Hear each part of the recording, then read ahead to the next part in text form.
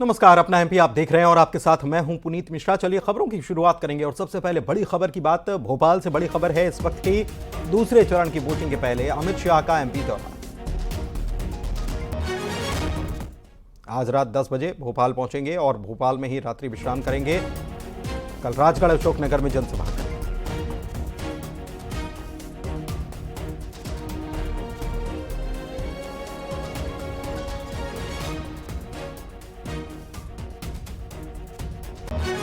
शैलेंद्र चौहान हमारे संवाददाता भोपाल से जुड़े हुए। शैलेंद्र, क्या जानकारी अमित शाह के दौरे को लेकर? देखिए, बिल्कुल केंद्रीय गृह मंत्री अमित शाह जो तीसरे चरण का चुनाव होना है, जो सबसे महत्वपूर्ण सीट है अशोकनगर और गुना, इसके चुनाव प्रचार के लिए आएंगे। तो आज रात को भोपाल वो 10:10 पर पहुंचेंगे और उसके बाद आज रात्रि भोपाल में एक विश्राम करेंगे और यहाँ से कल सुबह वो रवाना होंगे गुना और राजगढ़ की दो चुनावी जनसभाओं के लिए। तो ये दोनों जनसभा, बता दें कि दिग्विजय सिंह जो पूर्व सीएम भी रहे हैं और राष्ट्रीय महासचिव रहे कांग्रेस के, उनके गढ़ में जाकर कल अमित शाह की एक बड़ी सभा है। और उसके अलावा अशोकनगर में जो केंद्रीय मंत्री गृह ज्योतिरादित्य सिंधिया, उनके क्षेत्र में जाकर वहां पर एक सभा को संबोधित करेंगे। उस सभा को संबोधित करने के बाद अमित शाह वापस भोपाल कल लौटेंगे और यहाँ से फिर आगे छत्तीसगढ़ के दौरे के लिए रवाना होंगे। तो कल अमित शाह मध्य प्रदेश में ही रहेंगे और दो बड़ी जनसभा को संबोधित करेंगे। बहुत शुक्रिया आपका इस जानकारी के लिए शैलेंद्र।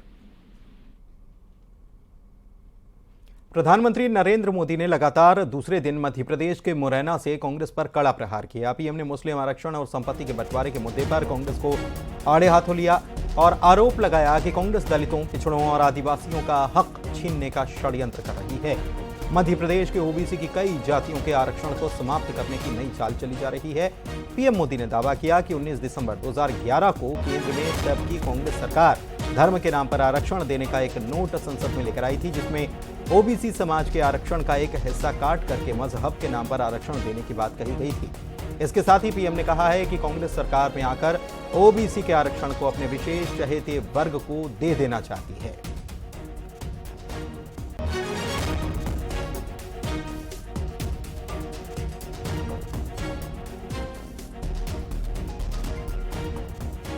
कांग्रेस सरकार ने कर्नाटका में जितने भी मुस्लिम समाज के लोग हैं, उच्च वर्ग के होंगे, धनी होंगे, व्यापारी होंगे, उद्योगपति होंगे, न्यायमूर्ति होंगे, कोई भी होंगे, बस सिर्फ वो मुसलमान होना चाहिए। अगर वो मुसलमान है तो उन्होंने रातों रात एक कागज निकालकर हस्ताक्षर करके उन सबको ओबीसी घोषित कर दिया। अभी ओबीसी घोषित कर दिया तो बहुत बड़ा तूफान हो गया।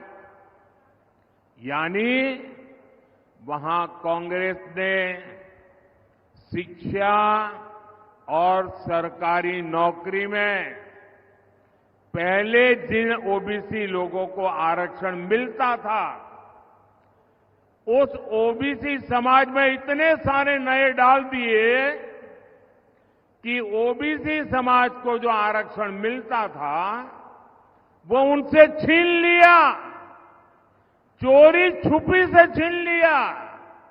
और जो मुसलमानों को नया ओबीसी बना दिया था, गैर कानूनी तरीके से बना दिया था, संविधान के विपरीत बना दिया था, बाबा साहब आंबेडकर की भावना के विरुद्ध बना दिया था, उस मुस्लिम समाज को ओबीसी को जो मिलता था वो लूट करके उनको दे दिया। मुरैना में रैली के दौरान प्रधानमंत्री मोदी ने कांग्रेस पर एक और बड़ा हमला बोला और कहा कि कांग्रेस आपकी विरासत पर टैक्स लगाना चाहती है। उन्होंने कहा कि कांग्रेस के समय में ऐसा कानून था, लेकिन राजीव गांधी ने अपनी संपत्ति बचाने के लिए कानून समाप्त कर दिया। कांग्रेस के शहजादे कह रहे हैं कि संपत्ति का एक्सरे होगा। पीएम मोदी ने कांग्रेस के घोषणा पत्र को मुस्लिम लीग की सोच का प्रतिबिंब बता डाला। बहन इंदिरा जी नहीं रही तो उनकी जो मिल्कत थी उनकी जो प्रॉपर्टी थी वो उनकी संतानों को मिलनी थी। लेकिन पहले ऐसा कानून था कि वो उनको मिलने से पहले एक हिस्सा सरकार ले लेती थी। कांग्रेस ने पहले ऐसा कानून बनाया था।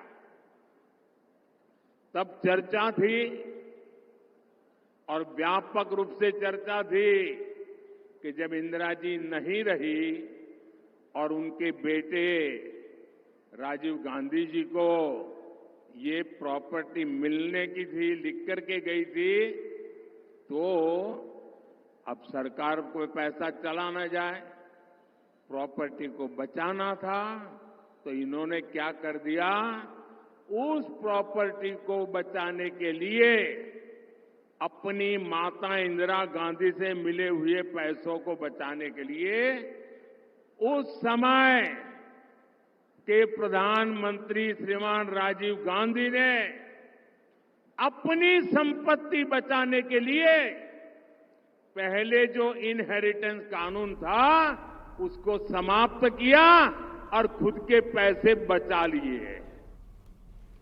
प्रधानमंत्री नरेंद्र मोदी ने एक बार फिर से मध्य प्रदेश के सीएम डॉक्टर मोहन यादव की तारीफ की। चुनावी जनसभा को संबोधित करते हुए मुरैना में उन्होंने कहा है कि बीजेपी की सरकार में भिंड मुरैना के लोग क्षेत्र में हुए विकास को देख रहे हैं और 4 जून के बाद हमारे तेज तर्रार सीएम डॉक्टर मोहन यादव के नेतृत्व में एमपी और तेजी से विकास करने जा रहा है।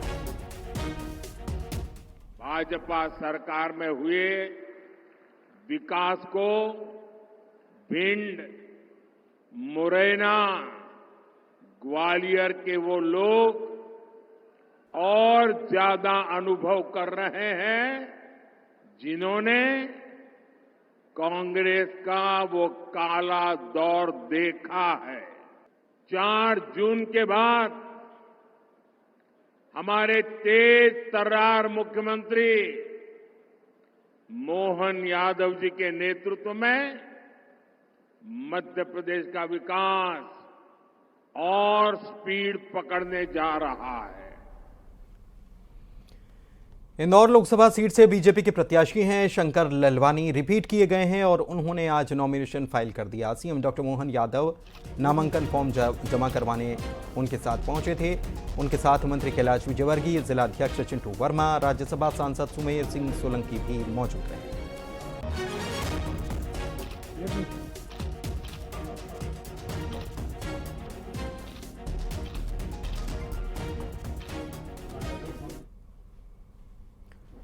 उधर शिवपुरी में केंद्रीय मंत्री ज्योतिरादित्य सिंधिया की पत्नी प्रियदर्शनी राजे और उनके बेटे महान आर्यमन सिंधिया का ताबड़तोड़ प्रचार चल रहा है। इस क्रम में प्रियदर्शनी राजे ग्रामीण महिलाओं से मुलाकात करती हुई नजर आईं। महिलाओं से बात करते हुए वे भावुक हो गईं और उन्होंने कहा कि जब महाराज चुनाव हार गए थे तब भी उन्हें गुना क्षेत्र की जनता ही याद आती थी।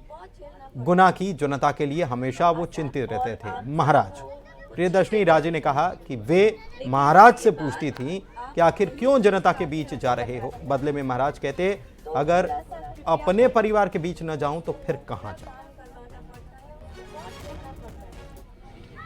आसान और आप सबको कुछ चीजें कह रही हैं, लेकिन उसके बाद आप वही चीजें। और गुना लोकसभा सीट पर पिता ज्योतिरादित्य सिंधिया के प्रचार में महान आर्यमन सिंधिया ने पूरी ताकत झोंक रखी है। शिवपुरी में वे बैलगाड़ी पर सवार होकर प्रचार अभियान पर निकल पड़े हैं। इस दौरान समर्थकों ने जेसीबी से फूल की वर्षा कर उनका स्वागत किया।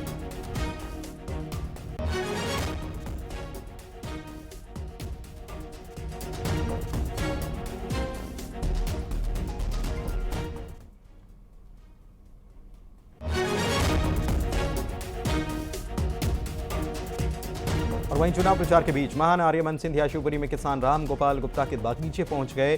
किसान के साथ उन्होंने बागीचे का दौरा कर खेती के बारे में जानकारी ली। राम गोपाल गुप्ता जिले के उन्नतशील किसान हैं और खेती से जुड़े कई पुरस्कारों से वे सम्मानित हो चुके हैं। खेती की जानकारी लेने के बाद किसान राम गोपाल गुप्ता के काम को महान आर्यमन सिंधिया ने सराहा और किसान ने महान आर्यमन सिंधिया को पपीते का फल भी भेंट किया।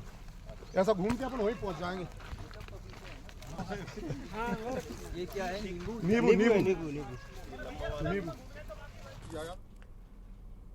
कल दूसरे चरण का मतदान है। एमपी में 6 सीटों पर वोटिंग है और इसके लिए पोलिंग पार्टियों को आज रवाना किया गया।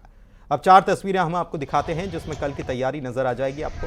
पोलिंग पार्टियों को कैंप लगाकर चुनावी सामग्री का वितरण किया गया। पहली तस्वीर नरसिंहपुर से, जहां पर पोलिंग दलों में महिलाएं मुख्य भूमिका निभा रही हैं, तो सुरक्षा बलों के साथ उनकी रवानगी हुई है। दूसरी तस्वीर दमोह की, पोलिंग दल में शामिल चुनाव कर्मचारी चुनाव सामग्री लेकर मतदान केंद्र के लिए निकले। तीसरी तस्वीर सतना की, जहां पर से चित्रकूट, रैगांव, सतना और नागौद विधानसभा के लिए पोलिंग पार्टियों को चुनाव सामग्री देकर रवाना किया गया। चौथी तस्वीर टीकमगढ़ की है, जहां से महिला और पुरुष चुनाव कर्मचारियों को रवाना किया गया।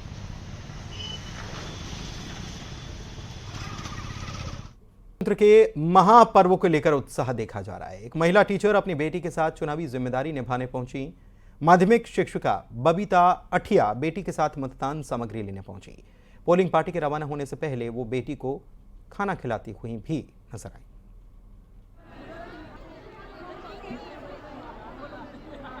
कहाँ पर हैं आप? मैं बबीता अठिया हूँ, माध्यमिक शिक्षक और इटवा हीरालाल हूँ और P1 पे मेरी ड्यूटी लगी हुई है, जो कि हमें अपना सफलतापूर्वक काम कराना है। सभी का सहयोग चाहिए। बेटी को लेकर भी मतदान जा रही हैं आप? जी बिल्कुल। ऐसे क्यों?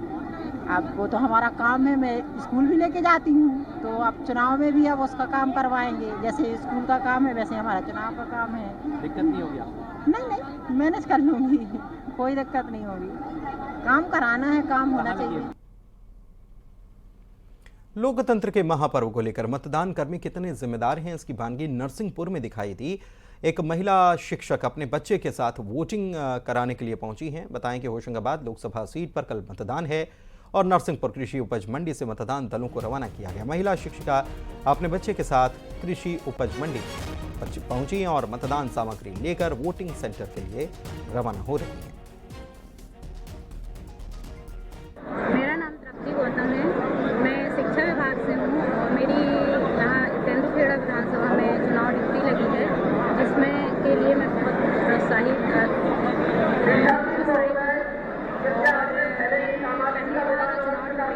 जा रही हूँ। दमोह में युवक की पिटाई का मामला सामने आया। महिलाओं ने मिलकर, एक महिला ने चप्पलों से इस युवक को पीटा है। पारिवारिक विवाद में यह बवाल हुआ जिला अस्पताल के चौराहे पर। ये पारिवारिक विवाद का बवाल जो है, हाई वोल्टेज ड्रामा जो है, ये सामने आया। सड़क पर ये बवाल होता रहा और एक महिला इसे चप्पलों से पीटती हुई नजर आई।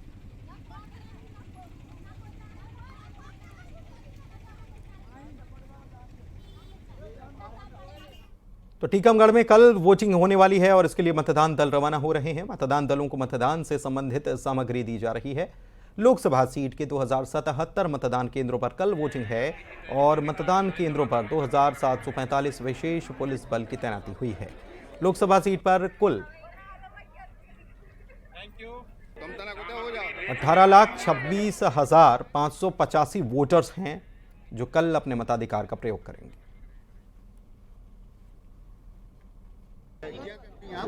अतिथि शिक्षक में है। अच्छा, ड्यूटी लगी है आप? हाँ।